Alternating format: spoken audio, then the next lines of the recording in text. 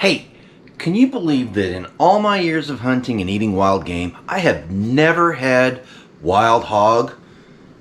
That's about to change. Tell you the story about it here in just a second. Hey everybody, welcome back to Grumpy Acres. It's true, after decades of hunting, I have never had wild hog. Wanted to go on a hunt, just never did it. Well, we were at the Homestead Expo, and we went after it was over, and we packed up our vendor tent. We went to find Dutch, and we were telling him thank you for hosting the event and having us there. And somebody stuck their head out of the kitchen and said, "Hey, we got some meat leftovers. Anybody want it?" Nobody raised their hand, so we said, "Sure, we'll take it." It was leftover meat from Outdoor Solutions Kill It and Grill It class, which they put on. That's not what they called the class, but that's essentially what it was. And it was wild hog. And we didn't know how much it was, so we go into the kitchen. Guys, we got a full hindquarter, a full shoulder, and probably 15 to 20 pounds of assorted roasts and other cuts. Crazy amount of meat. So we're really excited. We were like, yeah, we'll cook it up, we'll freeze dry it, we'll do something with it. So here we are. Angela made a ham and some other stuff she roasted in the oven, and it's about a 5-hour process, and I wanted to try some. So we're gonna cook it up for breakfast this morning. Come on, let's do it. Tell you how it goes. Well, first thing I did was I took one of the cuts of meat and I sliced it up. As you can tell, that is some gorgeous meat. Look at the color there. Oh man, it looks so good. So what I'm gonna do here, let's turn the camera down at the stove so you can see what I'm doing here. So what I've got here is I've got some oil from the lard that we rendered. Neighbor Chris gave us 100 pounds of lard, so we rendered it up, and we got 2 5-gallon buckets full of lard, but this is oil off of it, and we're gonna heat that up. I'm gonna bring it up to heat really quick, get it warm, and I'm just gonna add this meat directly to the pan.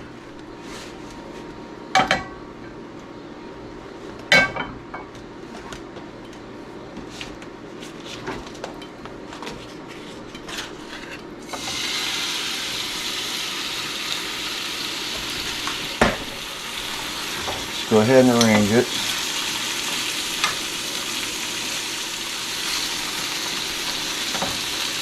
Now I'm going to go ahead and bring this back down to medium heat.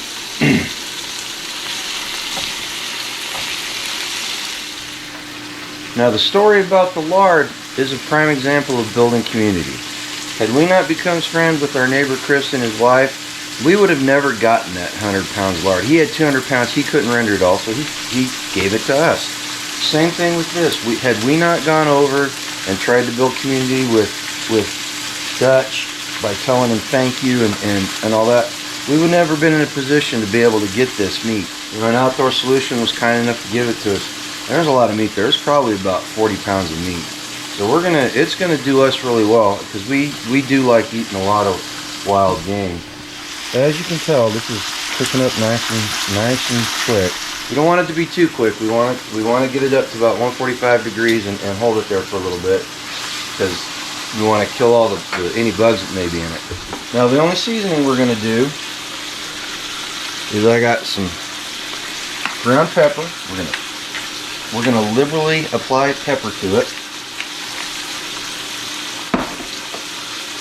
And I'm going to take some coriander and use it.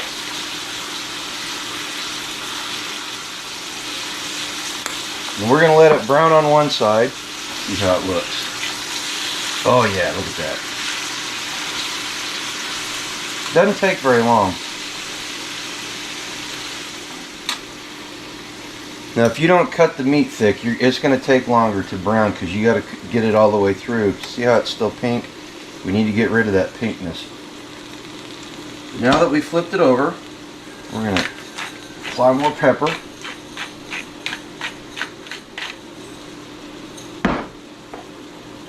A little bit more coriander. Actually, not a little bit. I'm going to load it up on this side. We're going to let that brown. You know, we're big advocates of using wild game, because it's number one, it's more nutritious. It's higher quality meat. A lot of people complain about the gaminess of wild meat, but if you prepare it right, you don't have any of that gamey taste. In fact, you can't tell the difference between store-bought meat and wild meat if you cook it right. A good way to get rid of gaminess is you can brine it. That does it. Marinate it for 24 hours. That's what Angela does with our venison. She'll marinate it for 24 hours. You can soak it in milk. I like the organ meats, and a lot of people don't like the gaminess and the irony taste of the organ meats. If you soak it in milk for 24 hours, that'll pull out that taste and make it really succulent.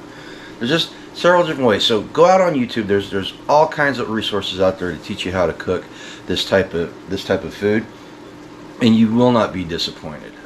Alright, so we're letting this cook, and you can see it's pulling a lot of moisture off. It's pulling a lot of moisture off here.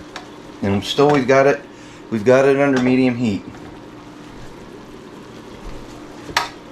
Let's see what it looks like. Alright, we got both sides. There's still a little bit of pink sticking through on some of these pieces.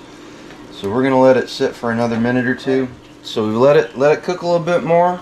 Remember, 145 degrees. Now I'm gonna bring the heat up, take it up to high. I'm gonna pull these off to the side because we want to evaporate some of that moisture off. You can tell it's already starting to sizzle. But we're gonna evaporate all this water off, and then we're gonna put a sear on all this. We're gonna sear both sides.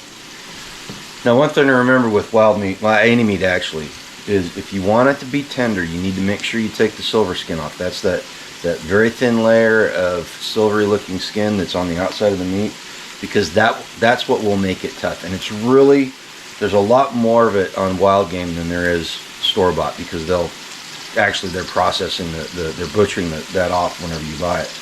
You need to make sure you get it off, because that's what makes it tough, and that's what a lot of people complain about, that toughness of wild game.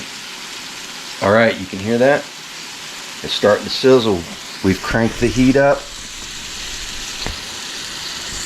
and we're boiling that water off. Guys, if you could smell this, your mouth would be watering. Alright, let's get some of these.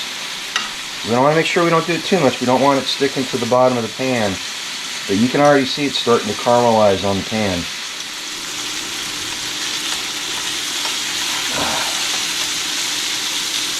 Look at the sear on that one.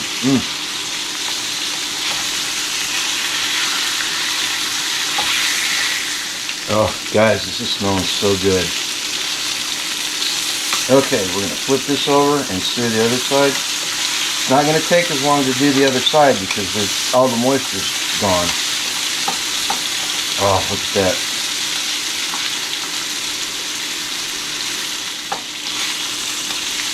Okay, we got a good sear on both sides. We're going to turn the heat off, and we are going to plate these.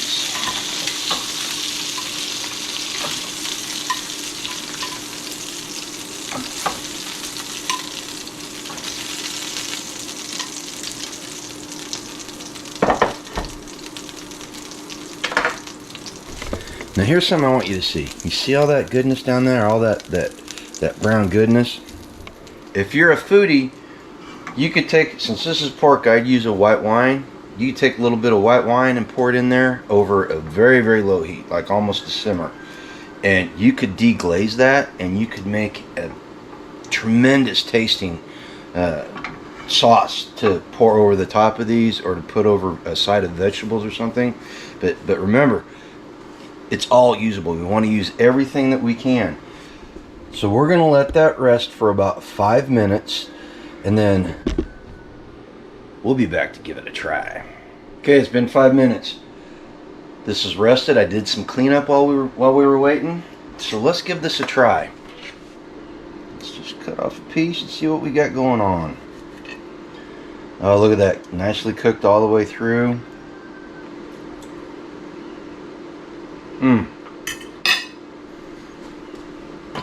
Oh my gosh, the flavor on that is unbelievable. We were watching, hang on a second. We were watching videos on how to cook wild boar, because we'd never done it before, and they started talking about the nuttiness of the flavor of the meat because of what the animal's eating. And you see it in deer. You can taste it in deer too. You can tell what they're eating throughout the year. And of course it's going to hold true with wild boar, but they were talking about the nuttiness. And you can really taste the difference between the store-bought, even the high-end cuts. You can tell the difference in this. This is so good. If I could have this type of pork year-round, I'd do it in a heartbeat. But this is really good. You know, minimal spices. You know, and I'm not a chef. I know what I like. I can hold my own. I'm not anything special. But this is a very simple recipe, very easy way to cook wild boar, and it's extremely tasty. The meat's very tender, full of flavor. It's got that nice crispness because of the sear. Listen, we want to thank Outdoor Solutions for providing us with this opportunity. This is awesome. And we told them while we're at the festival, we said, hey, we do it live every Tuesday. Stop by. We'll drop the link for you. You pop in. You can tell us what's going on. So hopefully one Tuesday they come on board and tell everybody about the joys of eating meat like this on a regular basis. You know, and we also want to take this opportunity to thank Dutch and the crew at Oki Homesteading Expo for providing a really good venue and a really good experience.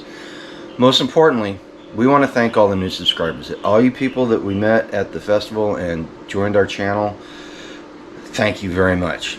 We are glad to have you in our virtual community here, because our virtual community will turn into real community eventually. If you're not a subscriber, I'm going to invite you to go ahead and hit that subscribe button and join us what we got going on here. We do videos about homesteading and prepping and all the topics in between.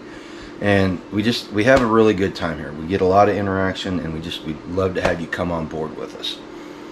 Well, that's about it. I'm gonna go ahead and finish my breakfast, and then get about getting stuff done today.